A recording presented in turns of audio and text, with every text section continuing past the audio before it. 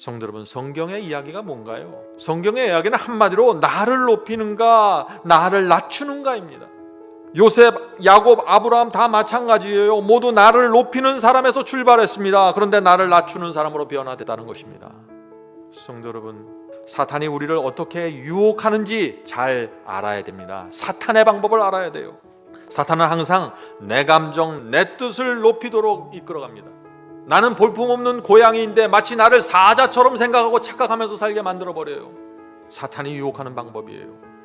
겉으로 볼 때는 선교하는 모습입니다. 겉으로 볼 때 봉사하는 것처럼 보이게 합니다. 봉사하도록 내버려 둡니다. 그런데 그 속에서 은근히 이기심이 자라나게 만들어가는 것입니다. 겉으로 볼 때 노골적인 교만은 없어요. 겉으로 볼 때는 자기를 낮추는 것처럼 보입니다. 그런데 그 속에서 은근히 자기를 높여가고 있는 것입니다. 사탄은 이렇게 교묘하게 자근자근 우리를 무너뜨리는 것입니다. 그래서 많은 사람들이 내가 사탄을 닮아가고 있다는 것을 모르는 것입니다. 성도 여러분, 이 말씀과 성령으로 우리가 날마다 깨질 않으면요, 지금 내가 누구를 닮아가고 있는지 모릅니다. 그래서 날마다 나를 보여달라고 기도하셔야 돼요. 내가 지금 누구를 향해 가고 있는지 보여달라고 기도하셔야 돼요. 사탄이 원하는 것이 무엇일까요? 나를 높이고 나에게 집중하는 성품으로 만드는 것입니다. 하나님의 성품과 그리스도의 순수한 생애는 생각도 하지 못하게 만들어놨어요. 그래서 교회에 다니면서 마치 몇 개의 교리와 성경절을 이해하면 구원받을 것처럼 그렇게 만들어 놓아버렸습니다. 그래서 사탄의 성품을 갖고 교회를 열심히 다니고 있는 것이에요. 오늘날 교회의 문제가 무엇입니까? 하나님을 믿는 사람이나 믿지 않는 사람이나 다 똑같은 성품이라는 데 문제가 있는 것입니다. 대부분의 사람들이 이제 자기를 낮추려고 하잖아요. 그것은 바보라고 생각하는 것입니다. 경쟁에서 이기고 지배하는 것이 성공의 기준이 되었습니다. 성도 여러분, 나를 높이는 정신이 온 세상을 뒤덮고 있는 것이 보이시나요? 엄청난 숫자의 사람들이 지금 작은 루시퍼가 되어서 돌아다니고 있는 것입니다. 오늘 많은 분들이 묻는 질문이 이것입니다.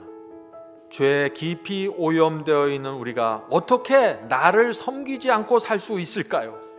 이 질문의 대답이 무엇입니까? 감사입니다. 감사가 있는 사람은 자기를 섬기지 않게 됩니다.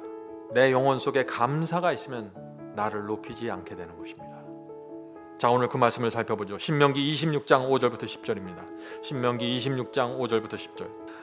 너는 또 내 하나님 여호와 앞에 아뢰기를 내 조상은 유리하는 아람 사람으로서 소수의 사람을 거느리고 애굽에 내려가서 거기 우고하여 필경은 거기서 크고 강하고 번성한 민족이 되었더니. 자, 이건 무슨 뜻일까요? 이스라엘은 원래 아람 사람들 중에 하나였는데 하나님께서 이들을 당신의 백성으로 불러주셨다는 것입니다. 성도 여러분, 이 세상에 살다가 허망하게 죽어야 될 우리가 아닌가요? 그런데 하나님께서 은혜로 우리를 불러주신 것입니다. 그런데 어떻게 우리가 하나님과 사람들 앞에서 내 자신을 높이면서 살 수 있습니까? 정말 하나님의 은혜에 대한 감사가 내 마음에 있다면 우리는 내 자신을 내려놓고 낮추면서 살아가야 된다는 것입니다. 계속해서 읽겠습니다. 애굽 사람이 우리를 학대하며 우리를 괴롭게 하며 우리에게 중역을 시킴으로 우리가 우리 조상의 하나님 여호와께 부르짖었더니. 성도 여러분, 우리는 진리를 모든 채 어둠 속에서 주님을 찾고 헤맸습니다. 오랫동안 우리가 그렇게 살아온 사람들입니다. 그런데 그때 여호와께서 우리의 부르짖음을 들으시고 응답하시고 꺼내주신 것입니다. 얼마나 감사합니까? 이 감사가 우리 마음속에 있으면 우리는 하나님 앞에서 낮추게 되는 것입니다. 계속해서 읽어보죠. 여호와께서 우리 음성을 들으시고 우리의 고통과 신고와 압제를 하감하시고 여호와께서 강한 손과 편팔과 큰 위엄과 이적과 기사로 우리를 애굽에서 인도해 내시고 이곳으로 인도하사 이 땅 곧 젖과 꿀이 흐르는 땅을 주셨나이다. 성도 여러분, 우리는 이 세상에서 죽어라 일만 하면서 노예처럼 살았던 사람들이죠. 다른 희망이 없었습니다. 돈 열심히 모아서 은행에다 놓고 그 쌓아가는 돈을 보면서 만족하고 그렇게 살다가 멸망당할 운명이었습니다.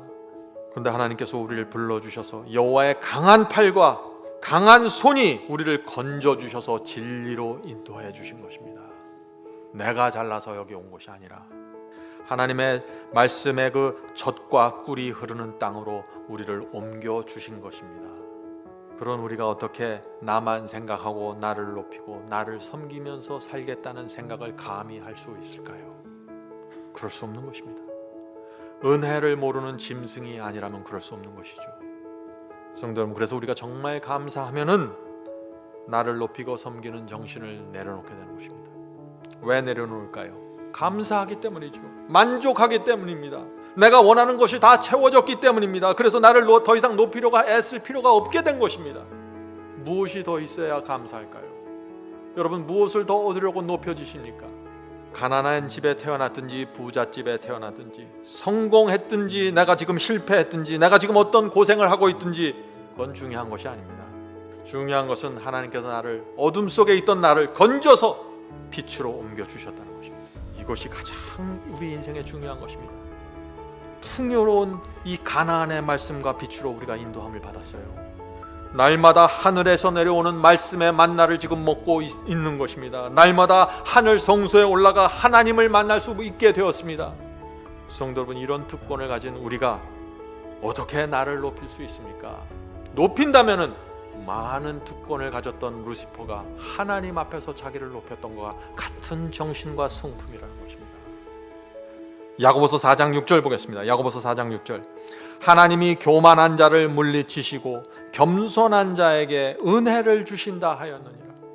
성경 전체가 똑같은 메시지를 계속해서 주고 있는 것입니다. 교만한 자는 하나님과 함께 있을 수가 없다는 것입니다.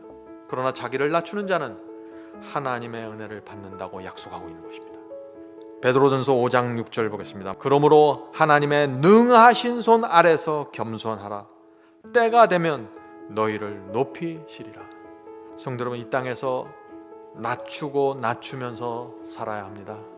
그것이 사탄의 유혹을 피하는 길입니다. 우리가 낮추면은 언젠가 때가 돼서 하나님께서 반드시 우리를 우주 가장 높은 곳에 올려놓으실 것입니다. 그것이 천국입니다. 그때 우리는 상상할 수 없는 보상을 받게 되는 것입니다. 너희가 나를 따르기 위해서, 내 성품을 담기 위해서 너희가 낮추고 사는 것을 내가 기억한다. 말할 수 없는 보상으로 갚아주시는 것입니다. 성도 여러분, 살고자 하는 자는 죽을 것이고 죽고자 하는 자는 삽니다. 높고자 하는 자는 죽을 것이고 자기를 낮추는 자는 영생으로 들어갑니다. 이것이 성경의 원칙이에요. 부디 성령께서 우리를 낮추시고 교만을 땅에 묻어주시기를 간절히 바랍니다.